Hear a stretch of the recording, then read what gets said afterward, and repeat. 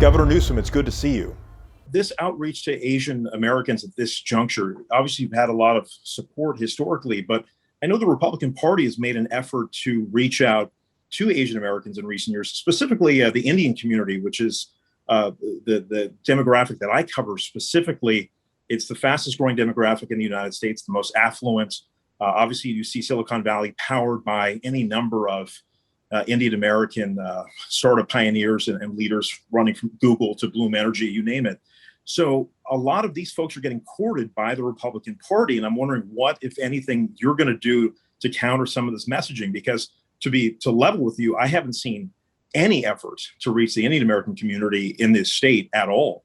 And I cover politics all over the country. We have the largest network for the community. So I'm wondering what, if anything, are you going to do? Because the Asian American community is not just a monolith. I mean, you have the Vietnamese community, which has emerged tremendously in Silicon Valley and in Orange County.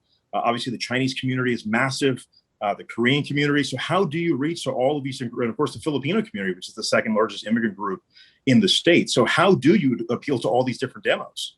And there's nuances even within those nuances. Cantonese speakers versus Mandarin speakers within the Chinese community. Look, I've lived this. It's a point of deep pride growing up in the Bay Area, one of the most diverse regions, the most diverse state, the world's most diverse democracy, not the largest democracy, India, but the most diverse democracy. Look, it's interesting you bring up Bloom and Google. So many of their executives are huge supporters of our efforts. I was just talking to my good friend Inder.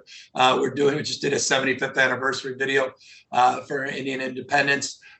We've been blessed by extraordinary support within the community, including my last race for governor. And so we're doing our outreach. Look, I've been grinding every day trying to govern, dealing with droughts and wildfires, dealing with this homeless crisis, of which we have a $12 billion strategy to address homelessness. It's unprecedented in California history. At the same time, we are trying to push back against this recall. And you're going to be seeing a lot more in terms of time, energy, and investment. And I recognize we've just cut TV slots in probably 5 or 6 different languages, but there's 100+ languages in California. And I'd like to be there to be able to reach across that spectrum, but it's capacity.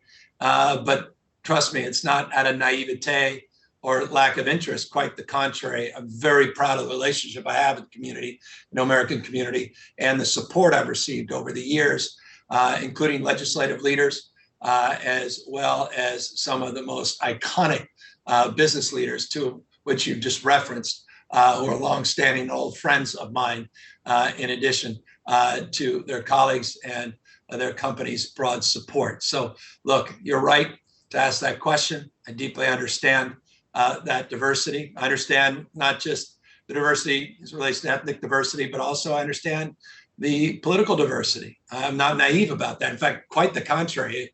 It was never lost on me in San Francisco politics. The Asian community skewed always more moderate to the right. And as you may recall, my time as mayor of San Francisco was because of our support for small businesses, because of our efforts on homelessness. It was because the bread and butter issues of balancing budgets and not being profligate, cleaning our streets, that we enjoyed pretty overwhelming support broadly from the spectrum, the Asian community, and including, as you know, the Filipino community, which is near and dear to me for one other reason, that my grandfather was prisoner of war in Corregidor.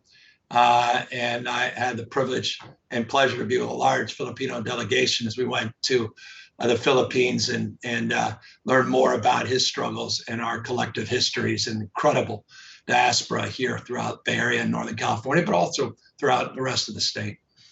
And Ravi, and forgive me for belaboring, I was really proud as mayor, as you may recall, we established a sister relationship with Karnataka. And it was interesting. It was controversial at the time. I went there with a big delegation with the Indo-American community throughout the region. I was the first mayor to do that. It was a big deal at the time. What was a bigger deal is that we did it as a sister city with a state. And I made a point, and it's a point that I've emphasized, and it's a point we have actually advanced, that we need to do more in terms of our two-way trade.